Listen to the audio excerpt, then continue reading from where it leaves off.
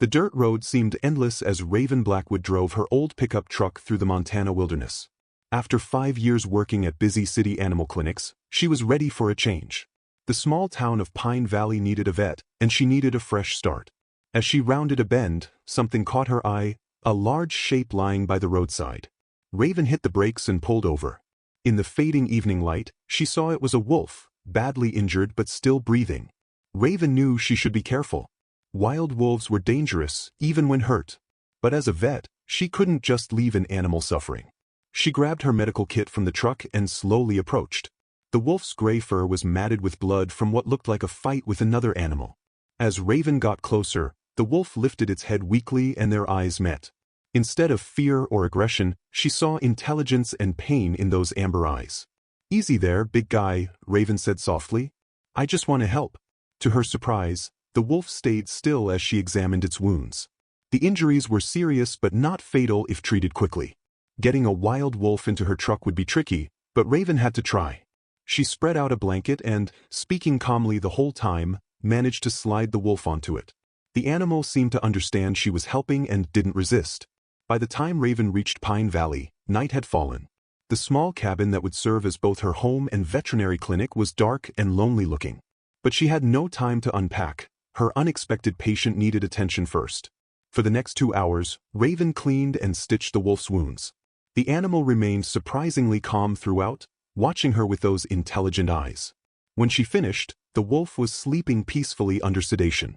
"What am I going to do with you?" Raven wondered aloud. Keeping a wild wolf wasn't legal, but it would need care for at least a few weeks while it healed. She decided to worry about that tomorrow. The next morning, Raven woke to find the wolf awake and alert. She approached cautiously, but again the wolf showed no aggression. As she checked its bandages, there was a knock at the door. It was a tall man with weathered features and gray-streaked black hair. "Name's Hawk Fletcher," he said. "I'm the local wildlife officer. Heard we had a new vet moving in." Raven tried to stay calm, but she knew she had to explain about the wolf. To her relief, Hawk's reaction was curious rather than angry. "A wolf that lets you treat it?" he said, studying the animal thoughtfully. "That's mighty unusual.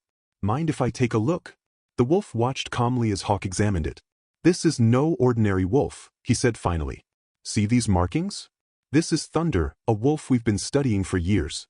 He's known for being unusually intelligent and avoiding conflict with humans. So I'm not in trouble for helping him?" Raven asked. Hawk shook his head. "Actually, you might be able to help us. We've been trying to understand why some wolves like Thunder can adapt to living near humans while others can't. Would you be willing to work with us while he recovers?"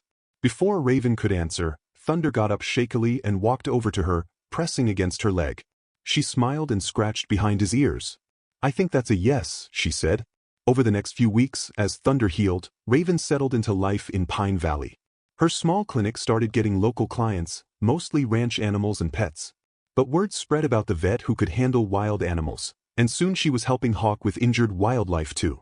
Thunder proved to be an amazing patient. He seemed to understand when Raven needed to check his wounds and would lie still for treatment. He even started helping with other animals, staying calm to show them they could trust Raven. What amazed Raven most was Thunder's intelligence. He quickly learned the routine of the clinic, knew which rooms were off-limits, and would even fetch basic supplies if she asked. Sometimes she caught him watching her with an almost human understanding in his eyes.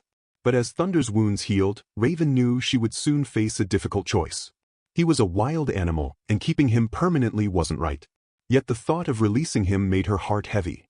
One evening, as Raven sat on her porch watching the sunset with Thunder beside her, Hawk's truck pulled up. His face was serious as he got out. "We've got trouble," he said. "Remember how I said Thunder was unusual for avoiding conflict? Well, we just found out why he was injured that night. There's a new wolf pack moving into the area, and they're aggressive. They've already killed several ranch animals." Thunder's ears perked up at Hawk's words. He stood and growled softly, staring into the darkening forest. "The local ranchers are talking about hunting parties," Hawk continued. "But that could make things worse. We need to find a way to handle this without bloodshed, for both wolves and humans." Raven looked at Thunder, who met her gaze steadily. Somehow she knew this was why their paths had crossed. Together, they might be able to prevent a conflict that could destroy the delicate balance between wilderness and civilization in Pine Valley. But first, They would have to face the wild pack and their leader, who had nearly killed Thunder once before. As the sun set behind the mountains, Raven realized her new life in Pine Valley was about to become far more adventurous than she'd ever imagined. The morning dawned cold and misty in Pine Valley. Raven checked Thunder's healing wounds one last time before they headed out with Hawk to track the new wolf pack. The stitches had come out yesterday, and Thunder moved easily now, showing no signs of pain. "We'll check the North Ridge first," Hawk said, loading tracking equipment into his truck. The ranchers reported seeing wolves up there yesterday. As they drove through the early morning fog, Raven noticed Thunder getting tense. He stood in the truck bed, nose to the wind, muscles tight. They were getting close to something. Hawk stopped the truck at the base of a steep hill. "Fresh tracks," he said, pointing to marks in the mud. "At least 6 wolves passed through here recently." Thunder jumped from the truck and sniffed the tracks. He looked at Raven and Hawk, then started up the hill. They followed, trying to move quietly through the wet grass and scattered pine needles. At the top of the hill, Thunder stopped suddenly. Raven and Hawk crouched behind some bushes. In the valley below, they saw them, the new wolf pack. 8 large wolves moved through a meadow, following a massive black wolf with a scar across his face. "That's their leader," Hawk whispered. "The ranchers call him Shadow. He's been causing trouble up and down the valley." Thunder growled softly. Raven could see him trembling, not with fear but with readiness. She knew he was remembering his fight with Shadow. Suddenly, one of the pack wolves looked up and howled. They'd been spotted. Shadow turned, seeing Thunder on the hill with 2 humans. The massive black wolf snarled and started running toward them. "Back to the truck," Hawk said urgently. "Now." But Thunder didn't move. Instead, he walked forward, placing himself between the approaching wolves and the humans. Shadow slowed, seeming surprised by Thunder's protective stance. The 2 wolf leaders faced each other. Shadow lunged first, but Thunder was ready. He dodged the attack and snapped at Shadow's leg. The fight that followed was like a deadly dance, each wolf testing the other's strength and skill. Raven wanted to help, but Hawk held her back. "This is their way," he said. "They have to settle this themselves." The other wolves watched silently as their leaders fought. Thunder was smaller than Shadow, but he was quicker and smarter. He let Shadow waste energy with powerful attacks, then struck at just the right moments. Finally, Thunder caught Shadow off balance. In a flash, he had the bigger wolf pinned, his teeth at Shadow's throat. Everyone held their breath, waiting to see what would happen. To Raven's amazement, Thunder let Shadow up. But before backing away, he growled something that made Shadow's ears flatten. The message was clear: leave this territory and its people alone. Shadow looked at his pack, then at Thunder. Slowly, he turned and walked away. One by one, the other wolves followed him. "I can't believe it," Hawk said. "Thunder just solved our problem without anyone getting hurt." But Raven noticed Thunder was still watching the retreating wolves intently. "You think they'll really leave?" she asked. Hawk shook his head. "Shadow's pride is hurt. He'll be back, probably with more wolves." They spent the next few days preparing. Hawk worked with the ranchers to set up better fences and guard dogs. Raven treated injured farm animals and helped spread the word about wolf safety. Thunder patrolled the valley edges, keeping watch.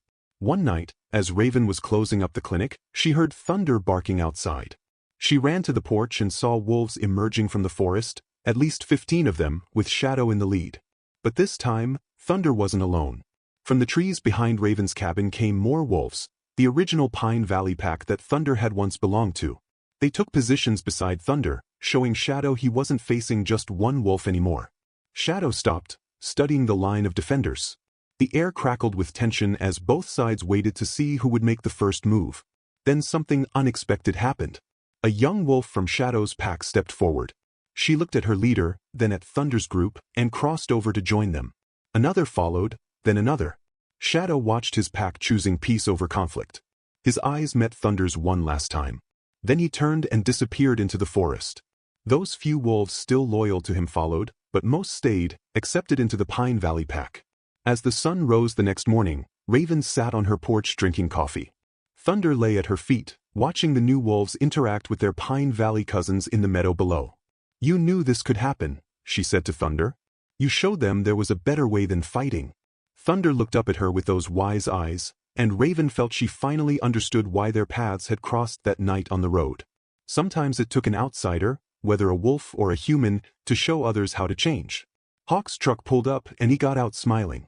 "The ranchers want to meet," he said. They're talking about setting up a wolf sanctuary here in the valley. A place where wolves and humans can learn to live together. Thunder stood and stretched, then trotted down to join the other wolves. Watching him go, Raven realized he had found his balance, wild enough to run with his pack, but wise enough to bridge the gap between wilderness and civilization. But as she watched the wolves play in the morning light, a new worry crept into her mind. Word of Pine Valley's unique wolf pack would spread. Not everyone would understand or support what they were trying to do here. Their peace might soon face its greatest challenge yet, from humans. Winter came early to Pine Valley that year. Snow covered the ground as Raven made her morning rounds at the new wolf sanctuary. The project had grown quickly. They now had 30 acres of protected land where wolves could roam freely while learning to coexist with humans. Thunder walked beside her as she checked on the newest arrivals, 3 young wolves rescued from an illegal fighting ring. Like most of their rescued wolves, these were too damaged to return to the wild. But here, with Thunder's help, they were learning to trust again. "Looking good out here," Hawk said, meeting them at the fence. "But we've got trouble in town. The county board is meeting today about that developer's proposal." Raven's stomach tightened.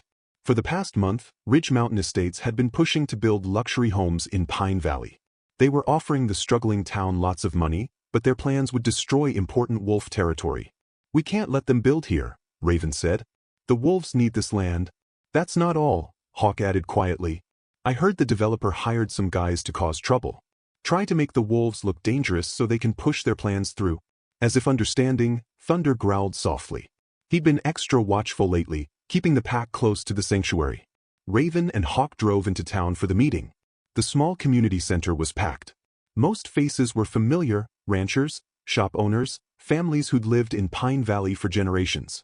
But there were new faces: 2 men in expensive suits who had to be from the development company. The developer, Blake Morrison, stood up to speak. He showed fancy pictures of beautiful houses and talked about jobs and money for the town. Many people nodded, clearly interested. Then he changed his tone. "But we have to address the wolf problem," he said. "Just last week, wolves attacked a child." "That's a lie." Raven stood up. "There haven't been any wolf attacks here." "Really?" Morrison smiled and nodded to a woman in the crowd. She stood, holding a crying child with bandaged arms. "Tell them what happened, Tommy," she said. The boy sniffled. "The big wolves tried to eat me when I was playing." Raven looked closer at the woman and boy. She'd never seen them before, and something felt wrong about their story. But the crowd was getting upset, muttering about dangerous wolves. Suddenly, the community center door opened. In walked Thunder, calm and dignified. People gasped, but he ignored them and went straight to the crying boy. The boy stopped crying immediately. His mother tried to pull him away, but he reached for Thunder instead. "This isn't the wolf," he said. "The bad wolves were different." The woman tried to quiet him, but the boy kept talking. "You told me to say they were the sanctuary wolves, but they weren't. They were the mean men's wolves." The room erupted in chaos. The woman grabbed her son and ran out. Hawk was already on his phone, calling for backup. Within hours, they uncovered the truth. Morrison's company had brought in trained attack dogs to stage incidents and turn the town against the wolves. But the damage was done. The community was divided. Some wanted to close the sanctuary, while others defended it. The county board delayed their vote, but Morrison wasn't giving up. Over the next few weeks, Raven and Hawk worked tirelessly to save the sanctuary. They gave tours to show people how the wolves lived peacefully. They brought school groups to learn about wolf behavior. Thunder proved to be their best ambassador, showing everyone who visited how intelligent and gentle wolves could be. Then one snowy night, everything changed. Morrison's men decided to take matters into their own hands. They cut the sanctuary fence and planted meat laced with poison, hoping to prove the wolves were dangerous. But they didn't count on Thunder.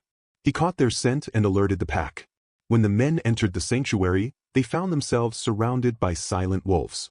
Not attacking, just watching, holding them in place until Hawk arrived with the police. The news of the attempted sabotage spread quickly. People were angry, not at the wolves, but at the developers who had tried to destroy their community. When the county board finally voted, they not only rejected the development plan but also passed new laws protecting the wolf sanctuary. Spring came to Pine Valley, bringing new life and hope. The sanctuary was thriving, with more wolves learning to trust humans and more people learning to understand wolves. Raven's small clinic had grown into a full wildlife hospital, treating animals from all over the state. One evening she sat on a hill watching the sunset. Thunder lay beside her, his coat shining silver in the fading light. Below them, wolves played in the meadow while visitors watched from safe viewing areas. Children laughed, adults took pictures, and no one showed any fear. "We did it," Raven said softly to Thunder. "We showed them that different worlds can come together." Thunder lifted his head and looked at her with those wise eyes. Then he stood, shook himself, and loped down to join his pack. Raven smiled, watching him go. He moved easily between both worlds, wild enough to lead the pack, tame enough to guide humans to better understanding.